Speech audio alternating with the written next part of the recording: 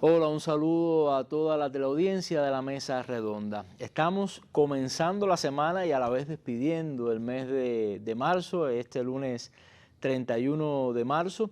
Y entre los temas que vamos a abordar en el programa de hoy está la situación, la tensa situación en Ucrania en busca de ese diálogo político que dé paso a la paz, pero también estaremos hablando de algunos acontecimientos políticos en nuestra región, entre ellas la reciente gira que ha tenido por el Caribe el secretario de Estado de Estados Unidos, Marco Rubio, los resultados de esa gira, si se puede hablar de resultados, más bien son pocos resultados. Y bueno, para analizar todas estas cuestiones me acompañan dos panelistas habituales en nuestro programa. Julio César Mejía, periodista de Prensa Latina, analista de temas internacionales, y también Marina Menéndez Quintero, periodista de Juventud Rebelde y analista de temas internacionales. Además está decir que contaremos hoy también con la habitual sección La Esquina con el colega Reinaldo Taladri. Como siempre les digo, ya conoce nuestros temas, conoce nuestros panelistas.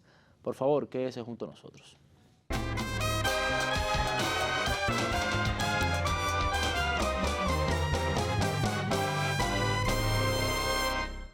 Pero antes de comenzar con estos temas que ya les anuncié, vamos a nuestra habitual sección La Noticia del Día. Tiene que ver con Europa y precisamente con el futuro político de la política ultraderechista Marine Le Pen, quien ha sido condenada por la justicia y con unas implicaciones tremendas para su carrera en este sentido. Vamos a escuchar la siguiente versión de una televisora europea.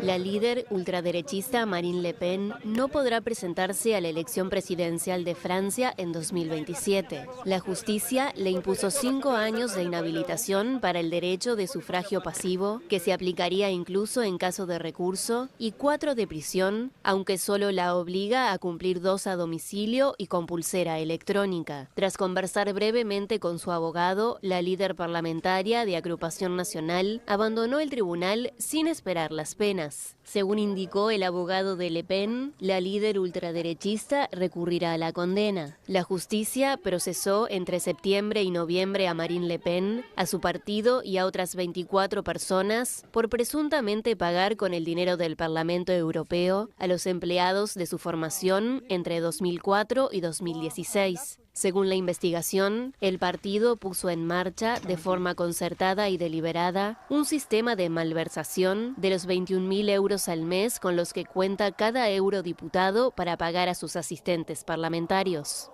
Pero el tribunal consideró que en realidad trabajaron para el partido Frente Nacional, rebautizado Agrupación Nacional en 2018, que se habría ahorrado importantes sumas de dinero con esta práctica prohibida por la legislación europea. Todas las miradas estaban puestas en la decisión del Tribunal Correccional de París, cuando la política de 56 años es una de las favoritas para la próxima presidencial, a la que ya no podrá presentarse el centro-derechista Emmanuel Macron. Bueno, grandes implicaciones políticas, no solamente para ella, sino también para toda Francia y por supuesto para toda la Unión Europea. Vamos al primer tema que nos ocupa hoy en la Mesa Redonda, el tema Ucrania. Decía anteriormente, y quiero, bueno, de alguna manera disculparme, no es una televisora europea, es una nota de AFP, una agencia francesa, pero vamos a ver el siguiente material también que tiene que ver con quizás algunas de las declaraciones más actuales, de los pronunciamientos más actuales con respecto al tema de Ucrania, para que nos dé pie entonces y comenzamos con Mejías este análisis. Veamos.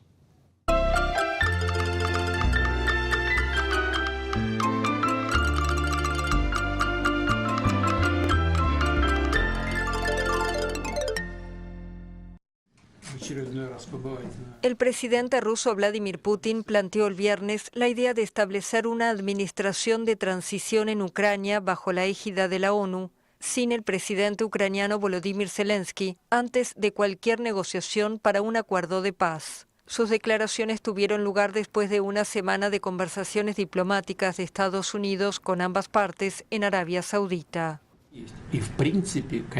En principio sería posible, bajo el auspicio de la ONU, con Estados Unidos, incluso con países europeos, por supuesto, con nuestros socios y amigos, discutir la posibilidad de introducir una administración de transición en Ucrania.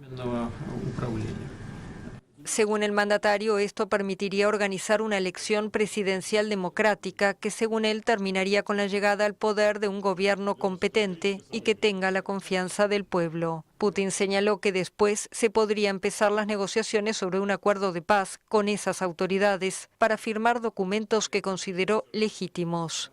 Desde el inicio de la ofensiva rusa en febrero de 2022, Putin justifica la operación en Ucrania como una forma de derrocar al gobierno que considera que está a las órdenes de Occidente, pese a que el presidente Zelensky fue electo en un proceso legítimo en 2019. La ley marcial que rige desde el inicio de la ofensiva en Ucrania impide la celebración de elecciones, ya que el país está azotado por bombardeos a diario y muchos ciudadanos están desplegados en el frente, mientras que otros huyeron del país. Zelensky respondió a la propuesta de Putin indicando que todo lo que hace retrasa cualquier proceso, negociación y posibilidad de poner fin a la guerra. Bueno, era esta versión también de AFP y bueno, Mejías, quizás tu análisis, no me atrevo incluso a hacer una pregunta muy específica porque es un asunto que todos los días hay algo diferente, un pronunciamiento diferente. Ahí veíamos lo que había dicho Putin, que por cierto, según Trump, le causó malestar, en fin. Pero en esencia vamos a centrarnos en esto, ¿no? ¿Qué análisis se puede hacer hoy de la situación en Ucrania, de estas... vamos a decir, estos esfuerzos de Estados Unidos, si se puede llamar así, para lograr una paz? Gracias, Oliver. Mi saludo para toda la teleaudiencia.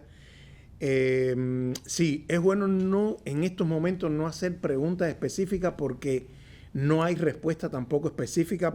La situación está muy cambiante. Yo tengo dos detallitos aquí anotados que no quiero que se me olviden para comenzar. Uno es que todos los medios del planeta, por supuesto que están centrados, lamentablemente centran demasiada la atención en el tema ucraniano, pero desde la arista de lo que Europa quiere sobre el tema ucraniano, obviando que a ambos lados del conflicto hay víctimas, lamentablemente, están muriendo inocentes en ambos lados y que lamentablemente se obvian otras situaciones graves que está viviendo el planeta, Oliver, como es la Franja de Gaza, como es la situación de la población yemenita por el conflicto de los hutíes con el gobierno yemení, en fin, una serie de situaciones y que se centra en todo esto. Pero bueno, por algún punto debemos empezar, y yo me alegro que tú me hayas dicho que podemos hablar sobre lo que está aconteciendo en las últimas horas en torno a este. Bueno, pues sencillamente creo que sí que podemos decir que hay ciertas, aunque cueste un poco reconocerlo o parezca que eso no iba a ocurrir nunca, hay que decir que sí, que ciertamente Estados Unidos y el gobierno de Trump, nefasto como en su personalidad, lo digo sin ningún temor, y en todo su quehacer, pero en la cuestión de este conflicto en Ucrania, está haciendo esfuerzos para que al menos cesa. No sin tener intereses muy marcados, Oliver. No se puede obviar, nada es de gratis. No por gusto le pidió los recursos naturales a Ucrania. Exacto, y lo ha amenazado. Claro. El sábado, hoy lunes, ya hizo de nuevo declaraciones amenazantes contra Zelensky y contra Ucrania. Y además, discúlpame, es que el tema ucraniano no podemos perder eso de vista, es un agujero, a la finanza de Estados Unidos. Pero son claro, millones y millones que se el problema es que no sabe si regresen. El problema es que, nos guste o no más el personaje, Trump sí ha visto lo que realmente Biden estaba ocultando, que por ahí se han ido muchos recursos que se han facilitado y que se han perdido porque la guerra solamente, y lo decía hace unos instantes, ha servido para ver víctimas, lamentablemente, y sobre todo civiles. Y se ha ido. Y entonces él le está exigiendo determinadas cosas que Estados Unidos considera que Ucrania le debe responder a Estados Unidos por toda esa ayuda que él ha dado, por todos los recursos, tanto financieros como energéticos también, y por supuesto armamentistas. Armas que solamente han servido, además de para generar víctimas lamentables, muertes en civiles y también dentro de las tropas de ambos lados del conflicto, para engordar aún más las cuentas bancarias del complejo militar industrial estadounidense y también de algunas de las potencias europeas, que quizás no con los valores, los ceros que se ha engordado el complejo militar estadounidense, pero también se han beneficiado. Y eso es lo más lamentable. Ahora, esta idea de Putin de cambiar al presidente, de hablar con otra autoridad, de reconocer o afirmar de que Zelensky no tiene la legitimidad como para sentarse a negociar, es una idea que él ha mencionado en varias ocasiones. Eso tiene vamos a decir, una base legal. Tiene un respaldo legal y sobre todo una base constitucional de la propia Ucrania, que establece que debían haberse realizado las elecciones. En otros momentos tan álgidos como el de ahora, se hicieron elecciones en el 2014, después del golpe de Estado o del llamado Maidán proeuropeo, como lo dicen los medios europeos, en el 2014, que inició a finales de 2013 y se consumó en febrero de 2014. Y se hicieron elecciones antes de que concluyera el primer semestre de 2014. Incluso si las elecciones fueron en medio de toda una sangrienta represión contra la población ucraniana, porque era población ucraniana de lengua o étnicamente rusa, pero población ucraniana, y con crímenes de lesa humanidad como el incendio de la Casa de los Sindicatos en Odessa el 2 de mayo de ese 2014, donde murieron oficialmente un cincuentenar de personas, pero realmente se considera que fueron muchos más. Y a pesar de iniciados bombardeos ya contra Donbass, donde el propio Poroshenko, elegido presidente entonces, dijo que había que bombardear para matar y acabar de raíz con todo eso. Si se hizo en ese momento, Oliver, perdón. Randy es el jefe, pero yo soy Oliver. ¿Cómo es posible que no lo pudiera hacer ahora en el 2024? Claro. Porque está el conflicto con Rusia. La situación de conflagración, al menos bélica, se reduce al cinturón del este y del sur, no a Kiev. Lo otro que aduce Rusia es que Zelensky no cumple con sus compromisos. Claro, además, eso quería también preguntar, como no cumple. Permiso, sería yo que también quería preguntarte en ese sentido, porque hay denuncias, por ejemplo, un acuerdo de no bombardear infraestructura energética. Y se están bombardeando. Hoy precisamente ha habido bombardeo. O sea, lo está incumpliendo. Pero como bien decía Marina, ¿quién firma? ¿Y quién va a responder por esa firma años cuando... No, nosotros no firmamos, no estuvimos de acuerdo con eso y somos la autoridad ahora. Entonces, como no hay garantía, esa es una de las exigencias de Putin. Pero a su vez que el propio Zelensky, él mismo ha perdido credibilidad, no solo por violar algo a lo que se comprometieron, de no bombardear, sino porque han continuado las situaciones de represión dentro de la propia Ucrania contra la población que no está de acuerdo con incorporarse a las tropas, a la guerra, contra los jóvenes que no están de acuerdo con los que se están manifestando en contra de que continúe la guerra, y sobre todo aupando a personajes nazifascistas, que es uno de los elementos que Rusia ha llamado a combatir. Yo creo que por seguir los malos consejos de continuar esta guerra. Sí, claro, eso viene desde que fue apoyado por Biden y todo. Sabemos que son varios temas y quizás el tiempo no nos dé como para alargarnos muchísimo. Estábamos hablando, bueno, también del papel de Estados Unidos como mediador, con sus intereses, pero como mediador, pero también hemos tenido en los últimos días, bueno, el recorrido del secretario de Estado estadounidense, Marco Rubio, por el Caribe. Ya estamos de alguna manera pasando desde esa zona acá a nuestra zona en una gira que, bueno, yo decía los resultados y le preguntaba a Marina, ¿resultados o faltas de resultados? Pero ante todo, antes de comenzar, vamos a ver este video que es verdad que se ha publicado ya en varios lugares, de alguna manera viral en las redes sociales, pero que es muy importante para el análisis que vamos a hacer al respecto. Y es cuando... This is not about the provision of medical assistance. We have no problem with medical assistance. We have no problem with doctors. But I'm just talking about this program in general, how it's operated around the world. And how it's operated around the world is that basically the doctors are not paid. They basically operate as forced labor. Let us be clear. The Cuban doctors in Jamaica have been incredibly helpful to us. Jamaica has a deficit in health personnel, primarily because many of our health personnel have migrated to other countries. Bueno, iba a decir, Y es sobre el tema de los médicos cubanos, que era uno de los temas, ¿no? Es el fragmento, quizás el único, yo creo, Oliver, fíjate, que ha transcurrido, que ha trascendido después de esta gira de Marco Rubio por el Caribe, y creo que es suficiente. Creo que lo que contiene explica por qué no ha habido más divulgación realmente acerca de los resultados de su estancia, primero aquí en Jamaica y luego en Guyana y en Surinam. En este caso, el primer ministro de Jamaica le reitera a Marco Rubio no solamente la labor, la importancia de la labor que hacen los médicos cubanos, sino además le dice que ellos han investigado y que los programas médicos, el programa de colaboración médica cubana no tiene nada que ver con trata de personas. Recordemos que, bueno, Estados Unidos ha querido seguir satanizando este programa y afectar a la economía cubana con una nueva medida consistente en amenazar con quitarle visa de entrada o negarle visa de entrada a Estados Unidos a funcionarios de cualquier país que estuviesen vinculados con la colaboración médica cubana. Esta respuesta que le da el primer ministro de Jamaica a Marco Rubio fue la misma que estuvieron los mismos comentarios, las mismas respuestas que estuvieron dando antes de este periplo primeros ministros, cancilleres y otros titulares de Granada, de San Vicente y las Granadinas, como dijo Raúl González. Si depende de una visa para que yo vaya a Estados Unidos, salvar 20 personas que son atendidas por médicos cubanos, renuncio a la visa.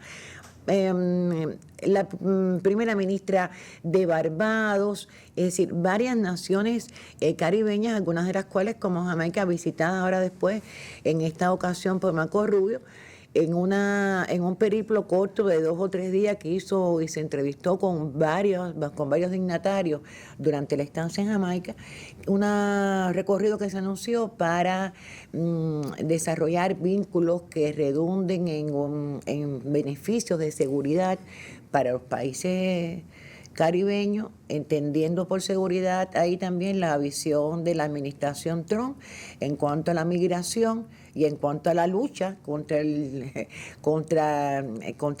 las redes de narcotráfico, pero que en definitiva se sabía que llevaba los reales propósitos enfilados contra Cuba y contra Venezuela, con Venezuela tratando, Oliver, de golpear a Petrocaribe y brindando incluso cooperación en materia energética. Pero me llama la atención la valentía de los países caribeños, que son países pequeños, muy vulnerables, dependientes económicamente en gran medida de Estados Unidos, y han defendido con históricamente, no sé si concuerdas conmigo, el tema de las relaciones con Cuba, la justicia. Es una posición coherente con la que ha mantenido el Caribe realmente con nuestro país desde hace muchísimo tiempo. Son también profundos los nexos que existen, tomando en cuenta que nosotros nos sentimos somos caribeños, nos hemos comportado como tales, y también recuerda que en honor a la verdad, también los países del Caribe fueron de los primeros beneficiados de estos programas de cooperación de la Misión Milagro, que trajo primero a muchos ciudadanos de Granada. Recuerdo era Keir Mitchell, en ese momento el primer ministro granadino estuvo en Cuba en ese momento en que empezó ese programa también de cooperación, de manera que todo indica, Oliver, por los escasos trascendidos, que la gira no ha sido para nada exitosa.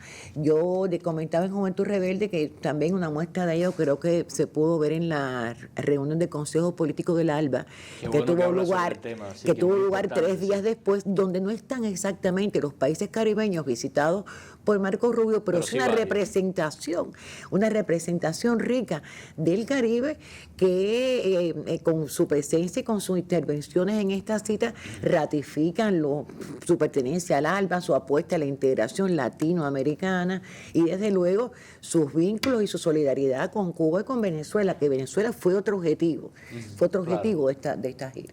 No, y recordabas, Marina, el tema.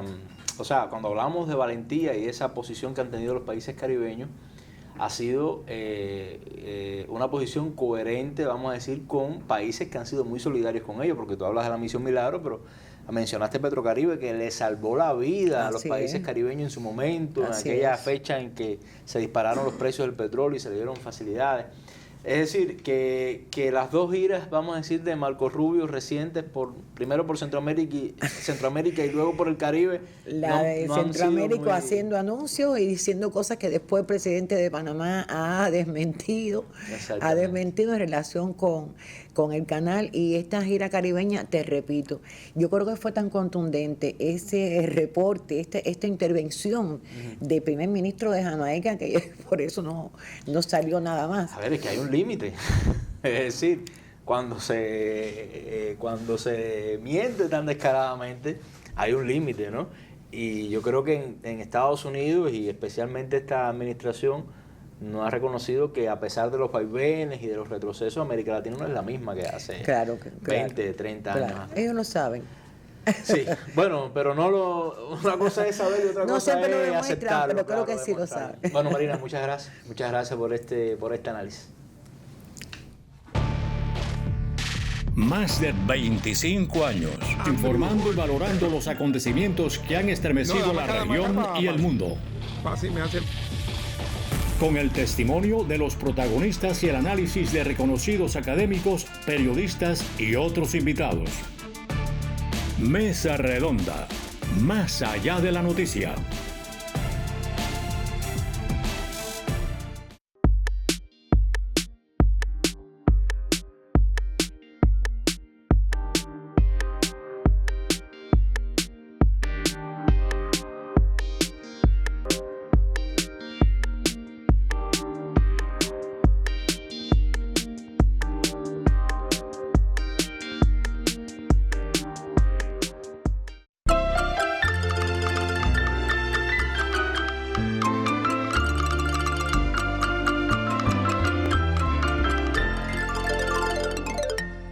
Bueno, y vamos ya al segundo momento de nuestro programa, la sección La Esquina con el colega Reinaldo Tadari. Adelante.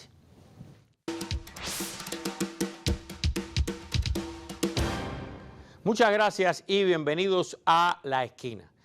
Hoy voy a compartir dos temas diferentes con ustedes. El primero tiene que ver con el béisbol. Sí, usted escuchó bien, el béisbol. En medio de este ambiente de gran hostilidad inédita, agresividad del actual gobierno de Estados Unidos hacia Cuba, un representante demócrata del estado de Tennessee, un veterano demócrata de más de 5 períodos en la Cámara de Representantes, ha introducido un proyecto de ley en la Cámara de Representantes que quiero compartir con ustedes. Ahora vamos a ver en pantalla lo que él mismo publicó en su página oficial como representante de la Cámara de Estados Unidos. Vamos a ver. Esta es su página oficial y ahí publica. Dice, el congresista Steve Cohen, demócrata por Tennessee, reintrodujo hoy la ley de diplomacia del béisbol. Ley de diplomacia del béisbol. Le resumo y voy a traducir. La traducción quizás no es la mejor, pero lo que él mismo escribió. El congresista Cohen escribió en su página, en esa que están viendo ahí. Todos sabemos que algunos de nuestros mejores jugadores de béisbol son de Cuba. En estos momentos, Cuba es el tercer país de todo el planeta que más jugadores tiene en grandes ligas.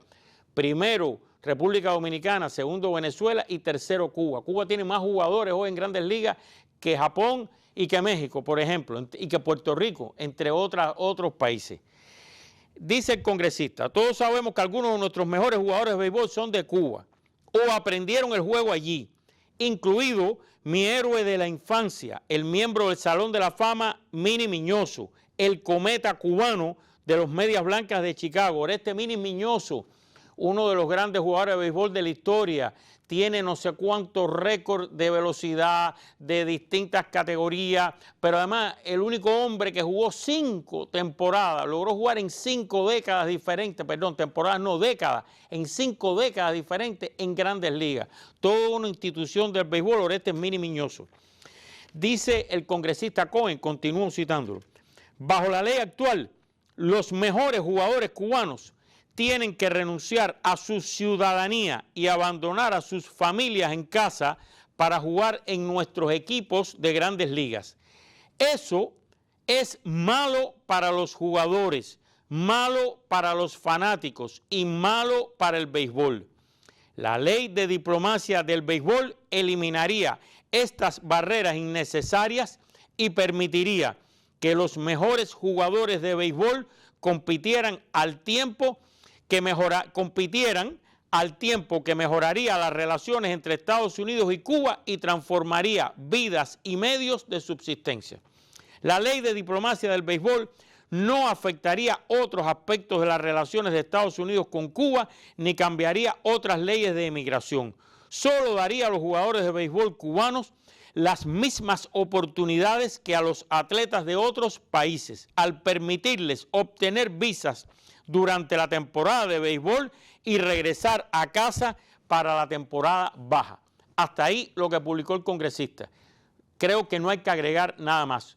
Los peloteros cubanos son los únicos que tienen que firmar ese documento que entre ellos mismos se le llama el desbloqueo, donde renuncian, se obligan legalmente a renunciar prácticamente a cualquier vínculo con el país que los vio nacer, por muchas razones, de todo tipo. Si no, no pueden ser contratados. Y de lo que se trata, el mismo congresista lo dijo, es de que se les trate igual que se les trata a los dominicanos, a los venezolanos, a los japoneses y de todas las nacionalidades. Creo que habla por sí solo. Si me preguntan, porque ya hay quien me preguntó, no creo que tenga muchas posibilidades de pasar. Recuerden que existió un acuerdo Major League Baseball Cuba. Este acuerdo fue eliminado en la anterior administración Trump. En aquel entonces el senador Marco Rubio llegó a decir que el acuerdo Major League Baseball Cuba era como la línea roja para ver la actitud hacia Cuba de aquella administración. Llegó el lobby de Major League Baseball hasta la propia Casa Blanca a hablar con Trump y pedirle que mantuviera el acuerdo en aquel momento, y Trump más o menos les dijo que si ellos convencían al gobierno cubano de que el gobierno venezolano dejara el poder, él renovaba el acuerdo. Más o menos eso fue lo que se publicó de lo que en aquel momento ocurrió, y es una firma de lobby que representaba a Major League Baseball. Así que se introduce un proyecto de ley en el Congreso por un demócrata de Tennessee que pide que se eliminen todo lo que diferencia a los peloteros cubanos de los de otras nacionalidades con relación a su juego, su participación en Major League Baseball de Estados Unidos. Este es el primer tema que traía, que es algo que, aunque, repito, no tenga muchas posibilidades de pasar, de ser aprobado, no lo creo, por lo menos representa el sentir de muchos en Estados Unidos que quisieran una relación normal, al menos en el mundo del béisbol, y también, ¿por qué no?, entre los dos países de manera general. Ahora paso a un segundo tema. Escuchen bien. ¿Vamos a tener reelección indefinida en Estados Unidos del presidente? ¿Sí o no? Bueno, parece que puede ser. Digo parece porque nada se sabe ya de lo que está ocurriendo en ese país.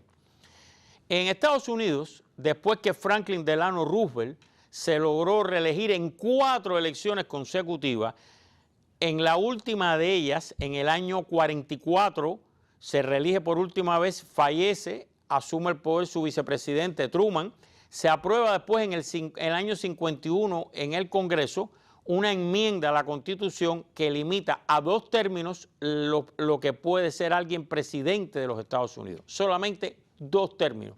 En este caso, el caso actual, son 2 términos no seguidos. Casi siempre, no siempre, casi siempre han sido términos consecutivos. En este caso son términos no consecutivos, pero 2 términos. Pues, ¿qué pasa?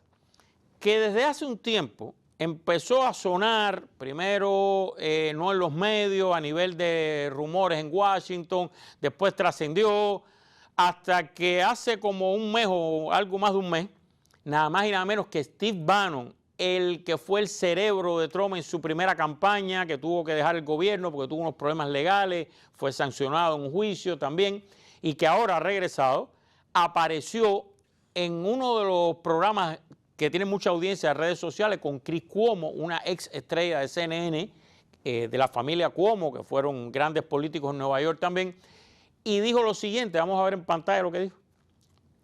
Está el video, pero no hemos podido traducirlo. Yo escogí este fragmento. Aquí está Cuomo, el periodista Chris Cuomo, y está Steve Bannon hablando. Esto es un momento de la entrevista y él dice: nosotros estamos trabajando en eso, estamos trabajando en ello. Afirma que Trump se presentará y ganará un tercer mandato en el 2028. Él dice que están trabajando en eso. Fíjense, Chris Cuomo le pregunta, pero usted sabe que eso no es constitucional, usted está hablando de un golpe de Estado, y dice, así mismo le dijo, y él dice, no, estamos trabajando en eso. No puedo darle detalles, dijo en aquel momento, pero hay que definir el término, el concepto de la palabra término, de qué cosa es un término, algo así dijo. Eso, en aquel momento algunos pensaron que era un poco aventurero de Steve Bannon, del espíritu este del movimiento MAGA, que a veces dice cosas tremendas así. Pero ¿qué pasa? Que ayer el propio Trump lo dijo, y nada más y nada menos que en una entrevista por teléfono con la cadena NBC. Vamos a ver qué publicó la cadena. Esto salió en vivo en NBC. Trump no descarta buscar un tercer mandato en la Casa Blanca. Le dice a NBC News que hay métodos para hacerlo. Cuando él le dice eso, vamos a ver a continuación una segunda imagen que le tengo ahí. A ver, no, vamos a dejar eso, discúlpenme. Me adelanté yo. Quería contarles cómo fue el diálogo. Él está hablando con la periodista, vamos a poner la imagen. Él está hablando con la periodista y él le dice eso, y la periodista le dice, bueno, y usted lo puede hacer, y él le dice, estamos buscando vías para, más o menos dice lo mismo que Steve Bannon. Entonces la periodista le dice, o sea, se postula J.D. Vance, el actual vicepresidente, en el 2028, usted va como vicepresidente, ganan, él renuncia y usted asume la presidencia. Y Trump le dijo, esa pudiera ser una, aunque no es la única. O sea, que al parecer están estudiando opciones legales para justificar que Trump tenga un tercer mandato o que aspire a un tercer mandato. Y ahí viene lo que le había puesto anteriormente, vamos a verlo. ¿Puede Trump aspirar a una tercera elección? Bien, ya yo le expliqué lo que existe actualmente, solo 2 mandatos para cualquier persona. Reformar la Constitución de Estados Unidos para permitir un tercer mandato requeriría una mayoría de 2/3, tanto en la Cámara como en el Senado. Y eso es casi imposible en el Estados Unidos superpolarizado de hoy. O sea, que 66 senadores voten a favor de un tercer mandato, sabiendo que Trump va a ser misión imposible, pero sin final feliz, como las películas de Tom Cruise. Seguimos. Cuando NBC, ahí está lo que yo les contaba, cuando NBC le preguntó a Trump sobre el posible escenario en el cual el vicepresidente actual se presentase como candidato y luego, si ganan, renuncia, dijo que ese es un método, aunque hay otros. Ella le preguntó, ¿me lo puede decir? Y él le dijo, no. Su respuesta fue no, sencilla.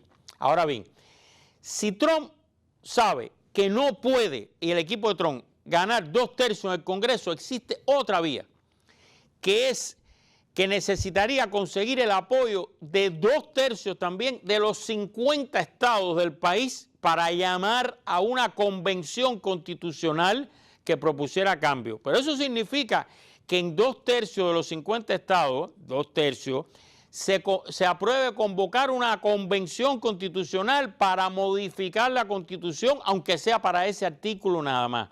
Esto hasta ahora nunca ha ocurrido en la historia de Estados Unidos. O sea, las enmiendas constitucionales se han aprobado todas con 2/3 en el Congreso, Cámara y Senado. Continuamos. ¿Y qué encontré yo buscando ayer y preparando esto para ustedes? Bueno, encontré esto, que Derek Mueller, un profesor de Derecho Electoral de la Universidad de Notre Dame, señaló que la enmienda 12, ratificada en 1804, dice lo siguiente, y ahí empiezan las comillas. Escuchen bien. Ninguna persona constitucionalmente inelegible para el cargo de presidente será elegible para el cargo de vicepresidente de Estados Unidos. Fíjense, parece complicado, pero ¿qué yo les recomiendo? Bueno, el que le interese, ¿no? Lo que yo hice, ir al documento directo. Yo fui a la Constitución, fui a las enmiendas y busqué esta enmienda de 1804, sí, efectivamente, que habla de más cosas, habla del sistema de presidencial y de otras cosas. Pero esto está al final de la enmienda 12. Fíjese, lo que dice es que si usted no puede ser electo presidente, por cualquier razón, en este caso porque ya cumplió 2 términos, sería en el caso de Trump, usted no puede ser candidato y no puede aspirar a vicepresidente, porque el vicepresidente en caso de muerte, renuncia, etcétera, asume automáticamente el cargo por la propia Constitución. Y eso hasta ahora nadie está hablando, muy poca gente está hablando de esto, de esta enmienda 12, que impediría que Trump aspirase como vicepresidente de alguien para que éste renuncie y asuma él la presidencia nuevamente de Estados Unidos. Pero, si quieren que les diga, este es el primer inning, ya que el primer tema fue béisbol, este es el primer inning de ese tema de la reelección de Trump. Y esto va a dar para largo. Van a volver, van a tratar, va a haber debates, especialistas, va a haber de todo. Y repito, para mí estamos en el final del primer inning, en un juego que puede tener hasta extra inning, ¿se reelige Trump para un tercer mandato o aspira, mejor dicho, a reelegirse o no? Hasta aquí la esquina y regreso a la mesa.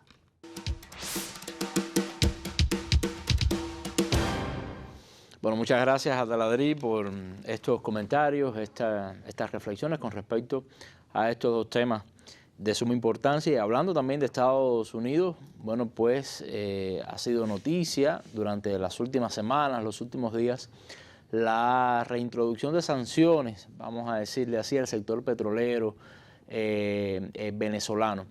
Vamos a analizar este tema con Marina Menéndez, pero vamos a conocer antes algunas de las reacciones a esta noticia, muy especial la reacción de China, que es el país mayor comprador, vamos a decir, mayor importador de crudo venezolano. Vamos a ver qué dijeron, cuál fue la reacción también, algunas de las reacciones desde Caracas, y vamos a comenzar entonces después nuestro análisis.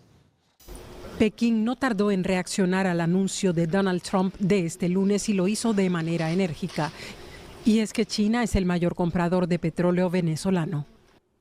Estados Unidos abusa desde hace mucho tiempo de las sanciones unilaterales e ilegales para interferir en asuntos internos de otros países. China se opone firmemente e insta a Estados Unidos a dejar de interferir en asuntos internos de Venezuela, levantar sus sanciones ilegales y emprender más acciones que contribuyan al desarrollo pacífico de Venezuela y otras naciones. No hay ganadores en las guerras comerciales. Imponer aranceles solo causará pérdidas a empresas y consumidores estadounidenses. La noche anterior, el presidente venezolano ya había condenado el anuncio de aranceles punitivos. Las sanciones de ayer las derrotamos y las que vengan las derrotaremos también con trabajo, creación, inventiva, amor y patriotismo. Tras el anuncio del presidente Trump, los precios del crudo subieron, pues suponen más leña al fuego de la incertidumbre en torno al suministro de petróleo. Hace una semana, Estados Unidos impuso nuevas sanciones a las exportaciones de crudo iraní. Bueno, Marina, ¿de qué se trata? ¿Qué implicaciones ha tenido esta decisión? Que además, y de eso quizás también puedas hablar, ha sido muy oportunista porque es en mantener el pastel para ellos también, para Chevron, claro, pero no repartírselo a más nadie, ¿no? Exactamente. Bueno, ahí comentaba el reporte algunas de las consecuencias, casi todas las reacciones de pánico, digamos así. También yo estuve leyendo que ha habido también cierto retroceso en el cambio en Venezuela, pero en realidad y a largo plazo yo todavía no estoy segura, Oliver, por eso mismo que me estás diciendo, de la magnitud real que tenga el impacto de esta medida. Sí, va a tener obviamente un impacto, pero su magnitud todavía para mí no es visible. Yo creo que primero es importante señalar que se trata de la primera medida con carácter extraterritorial que afecta a terceras naciones que aplique Estados Unidos contra Venezuela, así como la Hess-Burton es a Cuba, aunque desde luego una medida mucho más sencilla. La medida es la amenaza, la sanción de aplicar 25% de incremento de aranceles a los productos de los países que comercialicen con el petróleo de Venezuela. Ahora, como decía el reporte, el primer país importador de Venezuela es China, que como vemos y como era de esperar, pues ha rechazado no esta medida, sino todas las medidas punitivas contra Venezuela y también la guerra arancelaria y proteccionista que ya está desatando Donald Trump. Pero hay, además de eso, hay muchas empresas transnacionales que han invertido en Venezuela y que rebasan a la firma estadounidense Chevron, que fue la primera licencia retirada por la administración Trump desde que hace, no sé, 2 o 3 semanas se volvió a abrir el diapasón de la confrontación que nunca cesó con Venezuela, pero que tuvo alivio o ciertos visos de posibilidad de relaciones, no sé, más respetuosas, algo así, cuando el enviado especial de Donald Trump para Venezuela, Richard Grenell, fue a Miraflores, conversó con el presidente Nicolás Maduro como corresponde, lo que significó el reconocimiento lógico, obvio, pero que Estados Unidos negaba a la presidencia de Nicolás Maduro. Después vino el retiro de la licencia a Chevron y ahora esta medida que se dijo primero que entraría en vigor a partir del 2 de abril. A Chevron se le dio un margen de maniobra hasta el 27 de mayo, pero ahora muy recientemente, hace apenas un rato, estaba leyendo que hay algunas de esas empresas, como la española Repsol, que también tendrán hasta mayo para finiquitar sus transacciones con Venezuela. Pero hoy también la vicepresidenta venezolana, Delcy Rodríguez, hablaba indirectamente a esas empresas transnacionales y les decía algo en lo que yo pensaba. Dice, bueno, pueden, es decir, Venezuela sigue abierta, pueden invertir, pero es que una empresa transnacional tiene origen en un país, pero no responde específicamente a ese Estado. Exacto. Es decir, si Repsol decidiese mantener los vínculos, se pudiera sancionar a España, al gobierno de España. Es lo que no queda absolutamente claro. Y también hay trascendidos, fíjate, la ley dice a países. En algún momento algunos funcionarios cuando comentan esta medida hablan de empresas y de países, pero hay también trascendidos que dicen que la decisión final de aquí sí y aquí no, y aquí viene con lo que me comentabas al principio, recaerá en el secretario de Estado, en Marco Rubio. Ahora, este abre y cierra ha sido un abre y cierre, un vaivén de las medidas punitivas contra PDVSA y las fisuras que Joe Biden dejó abiertas en la última mitad de su mandato para posibilitar esta negociación. Estados Unidos Venezuela no fue el primer suministrador de petróleo para Estados Unidos después que Biden, con la resolución 44A, le abrió una indígena, la 44 que cerró con la A, abrió la posibilidad injerencista de que los FARC dijera, tú sí, tú no, tú sí, tú no. Estados Unidos, mediante Chevron, sí convirtió a Venezuela en el año 2024, según los reportes no oficiales, pero sí de fuentes, de expertos dignas de crédito que coinciden, el tercero o el cuarto lugar, después de Canadá y México, que son los que más petróleo exportaron a Estados Unidos, 2 países limítrofes también amenazados con medidas arancelarias, y Arabia Saudita. Entonces, yo recuerdo que Trump en su toma de posesión, entre las tantas cosas que dijo que explotaremos o que sacaremos el oro bajo nuestros pies, en alusión a las ciertas reservas de crudo que hay en el subsuelo estadounidense. Pero el asunto es que muchos expertos, Oliver, han explicado que en Estados Unidos necesita de un petróleo pesado o súper pesado como el venezolano, un crudo de ese tipo, para la refinación.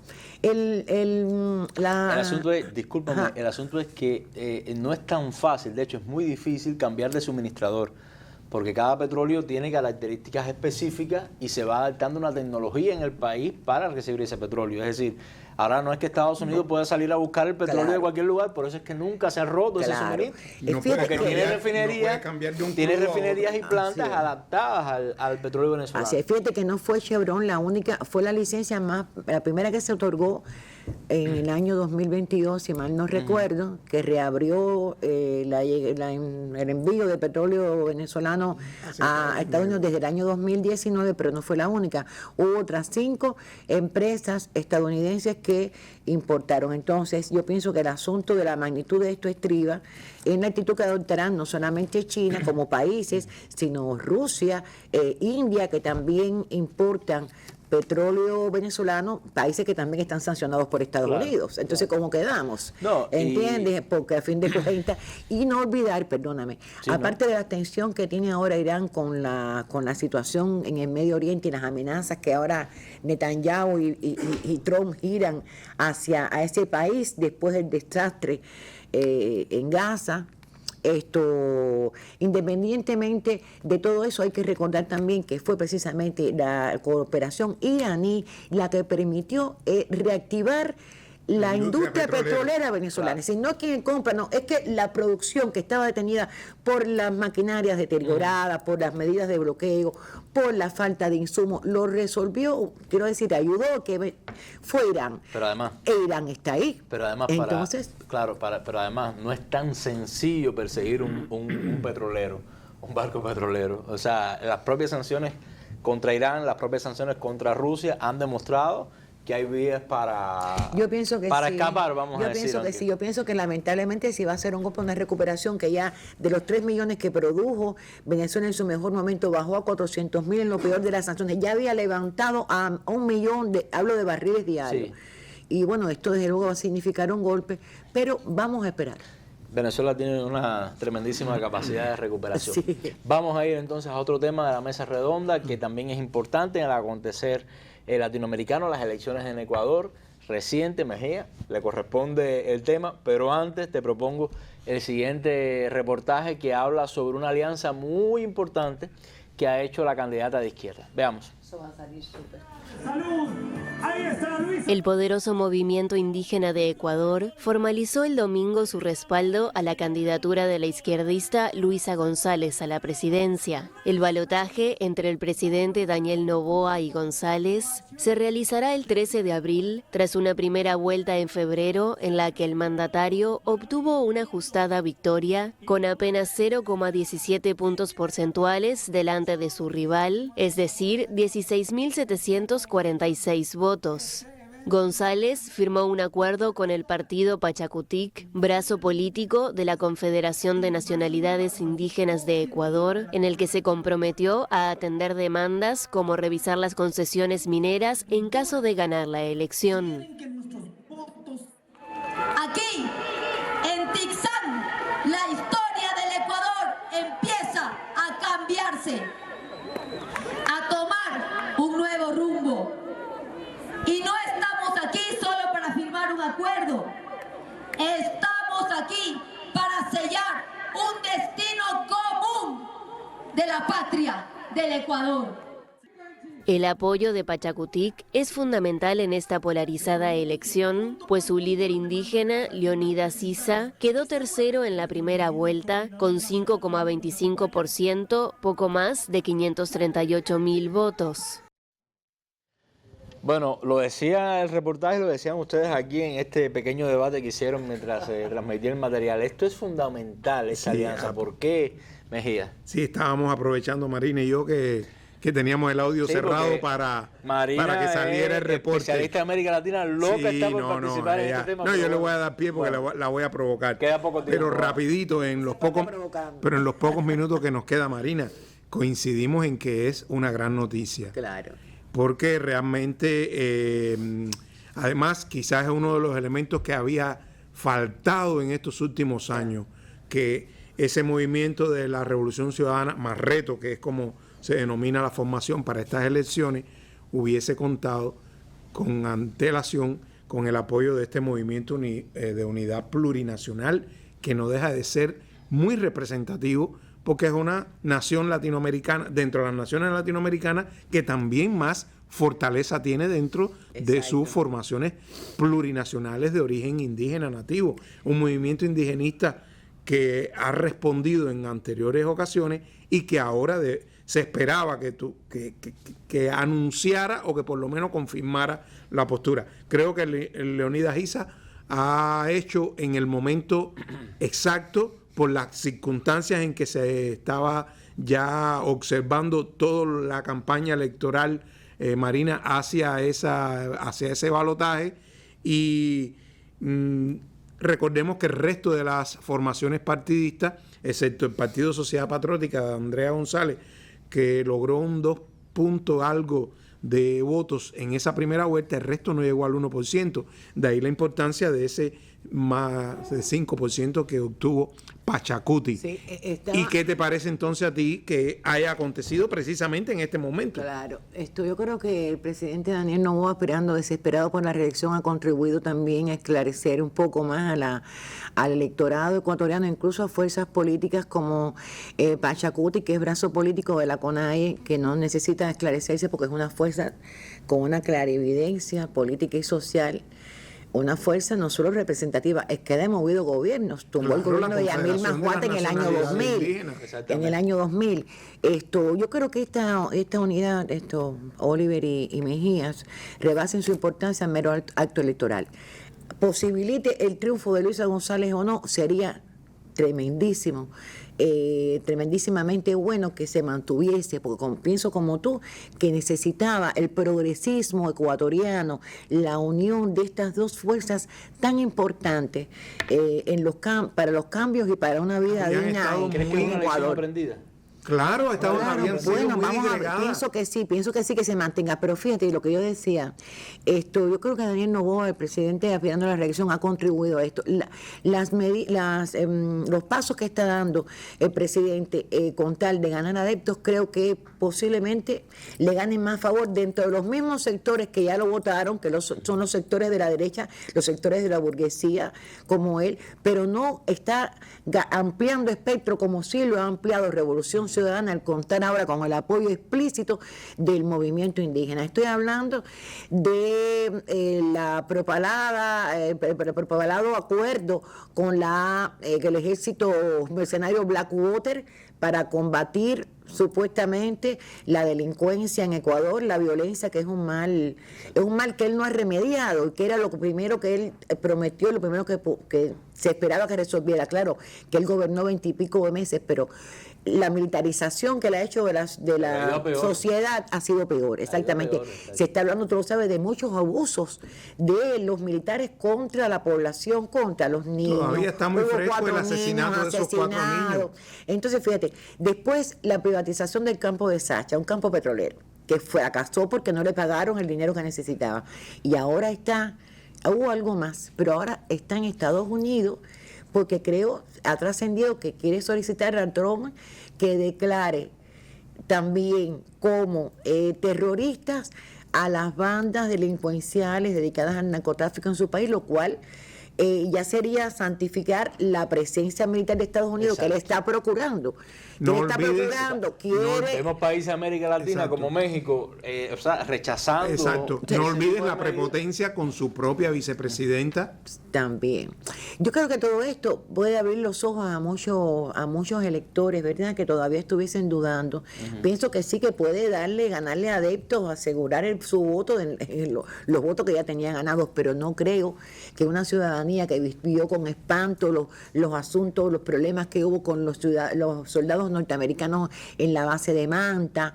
No creo que una ciudadanía que está viendo también todo lo que está ocurriendo con una violencia que no cesa y que los militares están contribuyendo a ella, no creo que eso vaya a ganarle, Marina, nos quedan más nada más, pero no quería dejar de preguntarte otra noticia que, oye, por cierto, Mejía, me robaste la conducción, esto no es 2020, esto no es 2020. No fue la intención, es que Marina me gusta bromeando. El tema de Bolsonaro, que es muy interesante también, y me llama mucho la atención cómo, el tema Bolsonaro en Brasil ha ido tomando quizás un camino muy diferente a lo que fue, por ejemplo, Trump en Estados Unidos de alguna manera, ¿no? Eso es importante. Sí, claro. En Brasil la ciudadanía, no solamente la justicia, están demandando precisamente que se juzguen esos actos y hay conciencia de que no hacerlo será no solamente dejar impune un intento golpista, para que los oyentes, televidentes, y oyentes también recuerden de qué se trata la movilización que asaltó los poderes, la sede de los 3 poderes del Estado en enero del año 2023. Uno de los hechos más graves. Es que se puede volver a repetir. Exacto. Y ya en Venezuela Brasil, está el antecedente de toda la manipulación contra Lula, contra el PT. Entonces, hoy mismo hubo una manifestación, estaba leyendo yo ahorita, de ciudadanos pidiendo que sí, que haya juicio. El juicio ya fue aprobado. El juicio contra Bolsonaro, por primera vez, 4 o 5 militares están acusados de intento golpista porque estaban detrás de esa revuelta, de esa movilización de bolsonaristas, de ciudadanía que sí apoyaba a Bolsonaro con esa mentalidad tipo libertario, con esa mentalidad tipo Trump, pero que realmente pusieron en peligro la estabilidad, la vida del presidente. Es que intentaban asesinar a Lula. Exacto. Eso ha salido a la luz. Bueno, es un buen tema para una próxima mesa redonda. Muchas gracias a mis dos panelistas. Y por permitirnos que nos vayamos un poco más allá del guión. No, esto es de todo. Les reitero las gracias y bueno, quedan invitados para otros temas también. Todos los temas que hemos hablado de aquí hay que darle seguimiento y bueno, seguramente compartirán nuevamente con nosotros, con esta que es su casa. Nosotros nos vamos, bueno, por supuesto, muchas gracias a usted también por su atención y nos vamos con las tristes imágenes de la recuperación de Myanmar después de ese terrible terremoto el pasado viernes. Muchas gracias, nos vemos en una próxima mesa redonda.